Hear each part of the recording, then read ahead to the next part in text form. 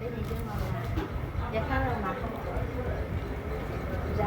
shahararren ɗan kasuwa a wannan ƙasa ta Beirut Chairman Zahraddeen Ahmad Mohammed, CEO Zitec Enterprise Communication Beirut Kano, bisa ga gudunmuwa da yake bayarwa wajen tallafawa matasa da ba su ayyukan yi.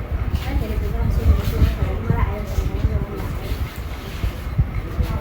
Assalamu alaikum wa rahmatullahi wa barakatuh. Sunana Zahraddeen Ahmad Mohammed. Ni ne wanda ke Zitec Enterprise. A hakika na ji daɗin wannan karamawa da aka yi, wannan godiya matuƙa da wannan abu da aka bada, kuma zai zabarar da ni da ci gaba da ayyukan da aka saba na aka yi. Fata Allah dai ya tallafa mana kuma ya jagoranci. Amin ya Allah. Gode. Haka ne game da kamfanin Zitec Enterprise Communication. Ko me za ka ce?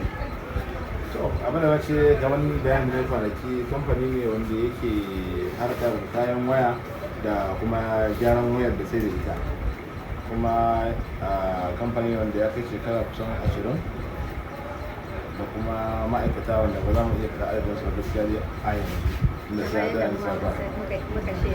To ranka ne a wata 5 baya da suka wuce da muka zo muka interview da ku zuwa yanzu wani irin ci gaba kuka samu?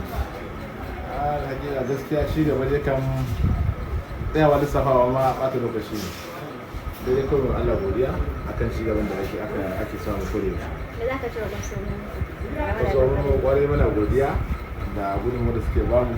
Muna fatan kuma su gaba da mu'amala da mu yadda aka saba. Adres, nan ba waya sannan kuma iyakan da kuke da brand kuma ya yanayin hada-hada. Adres mu muna da shi a Beirut number 28, sannan muna da shi a number 30.